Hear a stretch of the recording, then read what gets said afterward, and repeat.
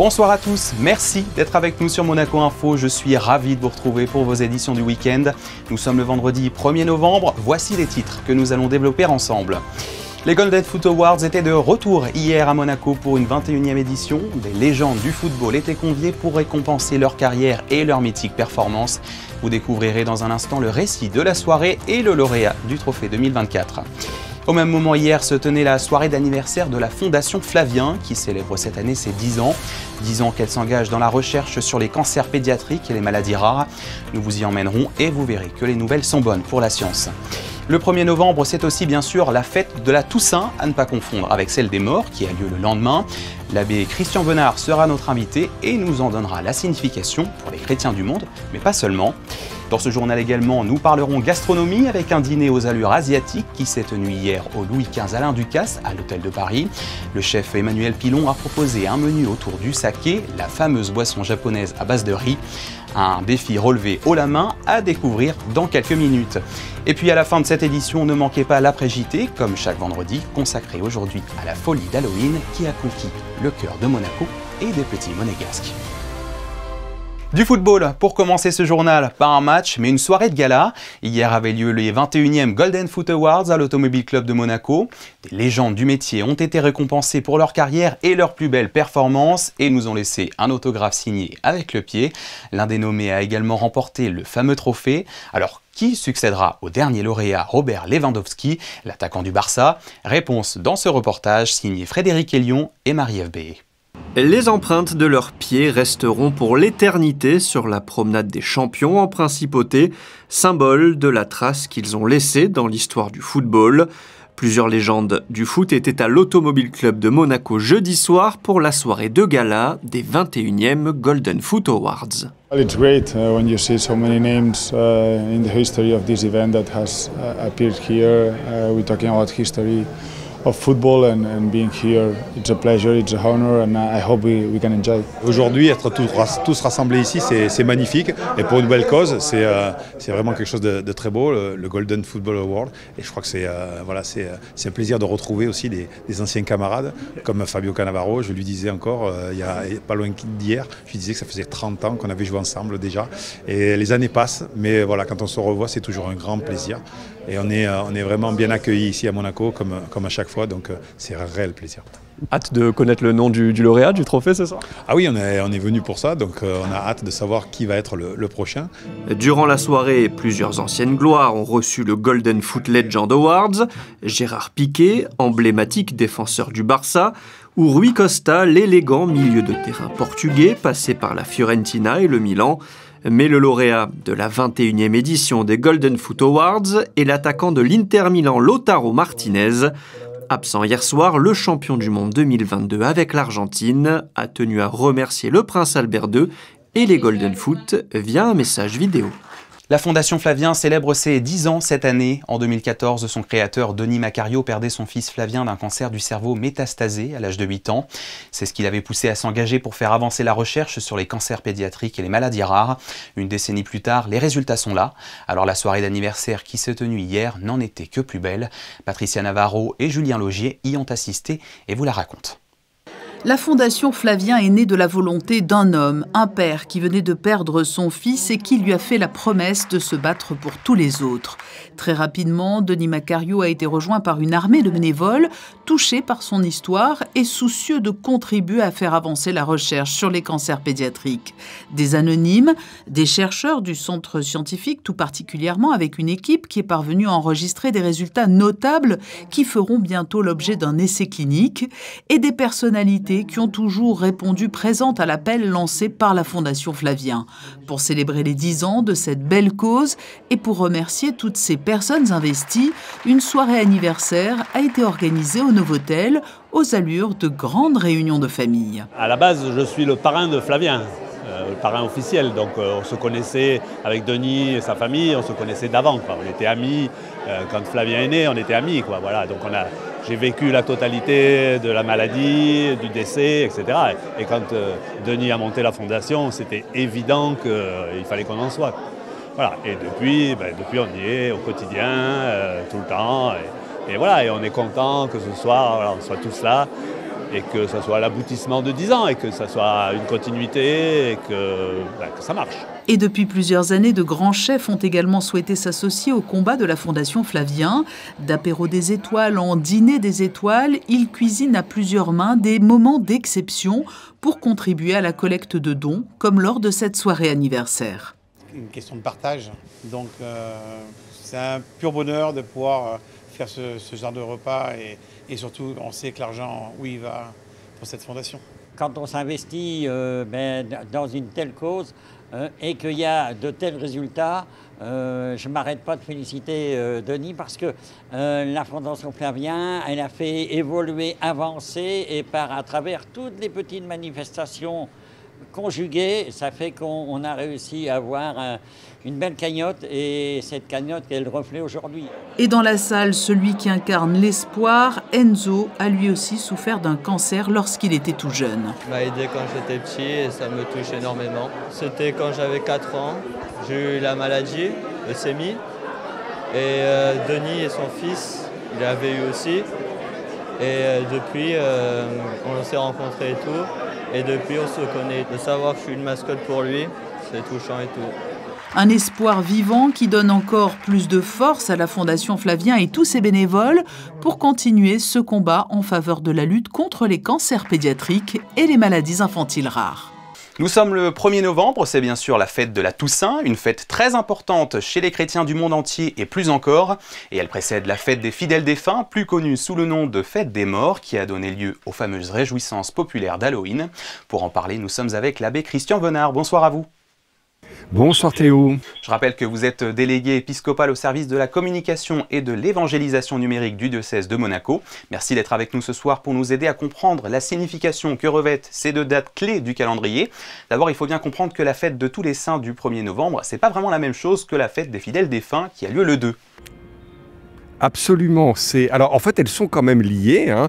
Donc c'est pas pour rien si d'abord parce qu'il y a la proximité, le 1er et le 2 novembre, mais historiquement c'est quand même la fête de la Toussaint qui arrive en premier. Pourquoi ? Parce que très tôt dans la vie de l'Église, il y a eu l'idée quand même il y avait des tas de saints et de trouver un moment pour célébrer tous ceux, toutes celles qui sont. Qu'est-ce que c'est un saint ? C'est un homme, une femme comme vous, comme moi, dont l'Église nous dit la manière dont il a vécu dans sa vie l'Évangile, sa proximité avec le Christ, fait que nous sommes sûrs qu'aujourd'hui, que cet homme, que cette femme est auprès de Dieu et qu'on peut en quelque sorte, je dirais, tirer un peu la sonnette pour leur dire: est-ce que tu peux m'aider à mon tour à avancer sur le chemin vers Dieu ? En fait, c'est ça un saint. C'est le chemin auquel on est tous appelés. Et cette fête en Occident, elle s'est propagée à partir de la dédicace. La dédicace, c'est la première fois où on se sert d'une église. Et figurez-vous qu'à Rome, il y avait un temple qui était dédié à tous les dieux, le fameux Panthéon, et il y a un pape qui a décidé d'en faire une église qui serait dédiée à tous les martyrs. On a fait venir des reliques de tous les martyrs romains et on a créé cette église. Et en fait, la fête des saints, la Toussaint, au départ, on commémorait la dédicace de cette église du Panthéon à Rome qui était dédiée à tous les saints. Est-ce que l'on peut dire pour autant que ces deux journées ont la même importance chez les chrétiens ? Qu'est-ce qui les différencie sur le fond ? Alors, pour répondre à votre question, alors je continue un peu justement historiquement. L'idée est devenue de dire, enfin l'idée c'est plus qu'une idée, c'est la pratique. Ça a été de se dire, on a prié pour tous ceux, enfin on a prié avec tous ceux qui sont déjà saints. On a rendu grâce à Dieu pour cette multitude, ces milliers, ces centaines de milliers, ces millions d'hommes, de femmes qui sont dans la gloire de Dieu. Et puis on va prier ensuite assez logiquement pour ceux qui sont morts, mais qui sont peut-être pas encore dans la gloire de Dieu, ce que nous les chrétiens nous appelons le purgatoire, c'est-à-dire cette période où ils ont encore besoin de purification parce que, comme vous, comme moi, dans leur vie, tout n'est pas tout à fait dans la perfection, tout n'est pas toujours dans la lumière. Et ce besoin de purification, c'est ce qu'on appelle le purgatoire, et ça a donné lieu à cette naissance. Alors, très concrètement, c'est venu d'une inspiration des moines de Cluny, et c'est au IXe siècle qu'on a pris l'habitude, après les moines de Cluny, le lendemain d'avoir fêté tous les saints, de se dire on va prier pour tous les morts. Alors bon, je le disais précédemment, ces événements sont célébrés par les chrétiens, mais touchent beaucoup plus de personnes en réalité. La fête des morts est célébrée partout dans le monde avec un aspect commercial et populaire, les déguisements, etc. Pourtant, la Toussaint n'a pas le même écho. C'est ce qu'on disait là, c'est que comment ces dates doivent-elles être comprises en tant que non-croyants? Quel est le message à diffuser?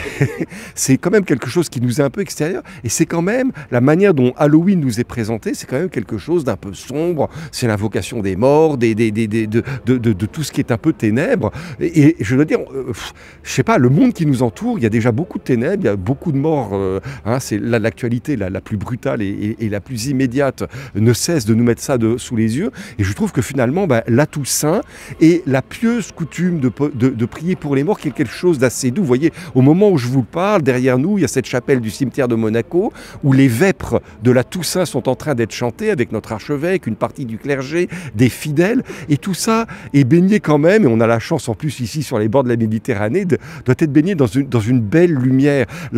Pour le chrétien, la mort n'est pas quelque chose d'affreux, c'est une rencontre avec le Seigneur. Alors c'est le passage qui nous fait peur et c'est bien normal. Il y a quand même un inconnu. Saint Paul dit c'est de passer de l'autre côté du miroir. Mais c'est quand même quelque chose de beau. C'est le moment où on va rencontrer celui qui nous a créés. C'est le moment où on va rencontrer, quand on a la foi, celui que nous avons essayé d'aimer, de suivre dans notre vie, Jésus. Alors c'est vrai que ce monde, vous voyez, d'Halloween, je ne dis pas qu'il me fait peur, je suis quand même un grand garçon, mais ça me met un peu mal à l'aise, pour être franc. Alors, je poursuis un petit peu votre réflexion là avec une question un petit peu plus philosophique. Est-ce que la mort est résolument qu'un moment de tristesse ou est-ce que ça va plus loin que ça? Pour moi, la grosse difficulté, c'est que dans notre Occident, on a fait de la mort petit à petit un tabou, peut-être même l'ultime tabou avec la souffrance. On ne veut pas en entendre parler. C'est quelque chose, vous savez, là où autrefois, on mourait chez soi, entouré des siens, et quand c'était dans les villages, tout le village venait, on venait assister à la mort. Mais nous ne savons plus vivre la mort.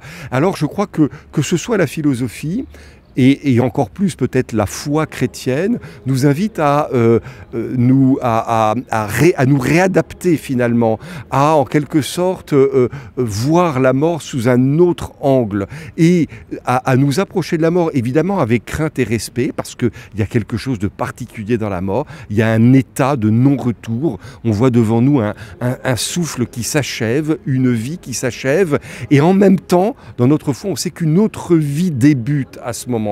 Mais au-delà de ça, la démarche de foi et peut-être aussi tout simplement la démarche philosophique, c'est de poser un acte en disant mais je sais que celle que je pleure et que je pleure vraiment parce que son absence me coûte, mène une autre vie et qu'il y a une possibilité d'être en lien avec cette autre vie. C'est notre foi chrétienne. La prière pour les morts, c'est une communion. Vous voyez, c'est pas une communication. Je ne communique pas avec les morts. Ils peuvent pas nous répondre et tout ce qui va autour de ça, vous savez, toutes ces affaires un peu ésotériques sont quand même assez dangereuses finalement parce qu'on ne sait pas vraiment qui nous parle, parce que dans le plan de Dieu, les morts ne sont pas censés nous parler. Ils sont auprès de lui et en revanche, et c'est beaucoup plus fort, nous pouvons rentrer en communion, en commune union et c'est ce que la foi nous propose. Quand nous prions avec eux, nous sommes avec eux en Dieu.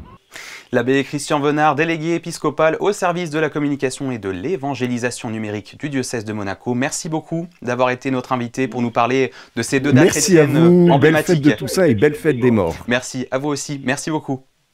Ouvrons une page gastronomie à présent. La cuisine évolue avec son temps et confond parfois les cultures, c'est très tendance. Et c'était le cas hier au Louis XV Alain Ducasse, à l'hôtel de Paris, où le chef Emmanuel Pilon a proposé à 40 convives un menu autour d'une boisson traditionnelle japonaise à base de riz, que vous connaissez peut-être, c'est le saké. Un défi qu'il a relevé dans le cadre d'une collaboration entre Alain Ducasse et une célèbre brasserie japonaise, à découvrir dans ce reportage signé Sarah Inkari et Hugo Comassa.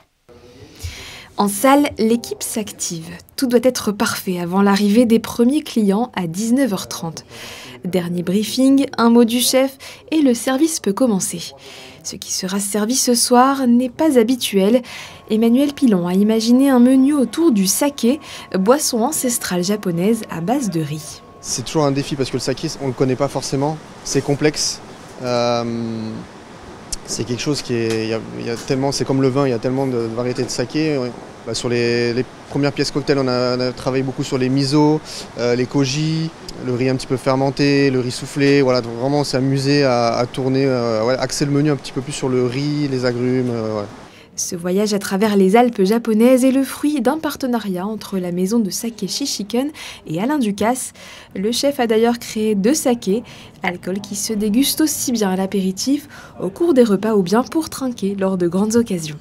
私たちは1750年から日本酒を作り続けてまいりまして、日本酒の伝統的な酒造りをこれまでもやってまいりました。東京では多くの食文化が発展しておりまして、その中にフランス料理アラン・デュカスさんの存在がかかる。Cette soirée à Monaco s'inscrit dans le cadre d'un tour du monde. Le concept a déjà fait escale à Tokyo, Bangkok, Naples et se poursuivra notamment à Paris, Londres et New York. Et lors de ces rendez-vous exceptionnels, tout est pensé dans le moindre détail, comme la couverture de ces menus. C'est du cuir de biche et dessus c'est laqué. Donc c'est vraiment la technique d'origine des plastrons des samouraïs. Et les menus ont été totalement créés, ils sont des pièces uniques et chaque client va pouvoir repartir avec. Et ils ont été signés des mains de Tsushima Kitahara et d'Alain Ducasse qui, on le rappelle, est le chef en activité le plus étoilé au monde. Et on en prendrait bien un peu. Elles ne sont pas destinées à être mangées, mais à être contemplées. Je vous parle de 1500 sardines juvéniles qui viennent de rejoindre le musée océanographique de Monaco, dans le Grand Lagon aux requins. Elles y ont été introduites cet été afin de dynamiser cet aquarium de 6 mètres de profondeur. Et une chose est sûre, c'est qu'elles fascinent les visiteurs. Paola Semoa et Hugo Comassa. Elles ne forment qu'un et nagent toujours de façon synchronisée. Ce balai de sardines impressionnantes danse aujourd'hui, au milieu des mythiques prédateurs des océans. Depuis septembre, elles émerveillent les vacanciers. They are incredibly beautiful. I really like them. I like that they are like in a group together and not like everywhere spread across the aquarium. C'est très apaisant à regarder. Déjà, tout le monde marin, personnellement, me passionne. Donc, le fait qu'ils tournent en rond, c'est hypnotisant, on va dire. Je rejoins parfaitement son avis, c'en est hypnotisant, ça donne du volume, du mouvement à tout l'aquarium, c'est très agréable à regarder. C'est ici, dans la réserve, qu'elles ont été choyées pendant 9 mois sous l'œil vigilant de cet aquariologiste. D'abord installées dans ces petites cuves, elles ont ensuite grandi et déplacées dans ce grand bassin avant d'être exposées au public. Une initiative qui apporte une nouvelle dimension au lagon aux requins. Le but, c'est de donner une autre dynamique au bac. Là, on a un aquarium qui est agréable et joli parce que c'est le plus grand qu'on a. Il est très en hauteur comme ça, donc c'est très sympa. On a les pointes noires qui tournent vraiment sur le haut, qui ont vraiment un comportement de pointes noires, de requins pointes noires, voilà, mais vraiment en surface. On a des animaux et des requins plutôt sur le fond et il nous manquait un peu de la vie pour peupler un peu le milieu du bac. Et en fait, c'est vrai que rajouter cette masse comme ça qui tourbillonne, ça rajoute une dynamique au bac qui est vraiment différente, qui est très sympa et appréciée du public.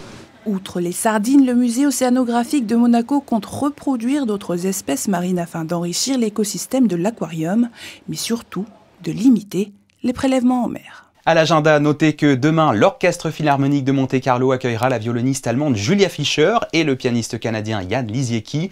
Un récital commun d'1h40 environ qui mêlera les airs de Mozart à ceux de Beethoven et Schumann. Le concert est prévu à 15h à l'Opéra Garnier de Monte-Carlo. Allez, des nouvelles du temps pour clôturer ce journal. Bonsoir Sarah Inkari. Est-ce que le temps va rester bleu ce samedi ?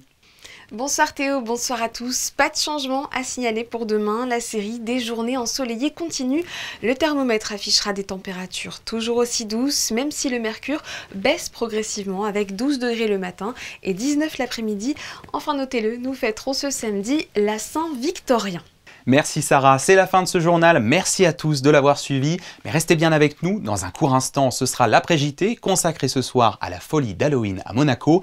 Et pour patienter, retour en images sur la soirée des 10 ans de la Fondation Flavien, capturée hier par l'excellent Stéphane Dana. A tout de suite sur Monaco Info.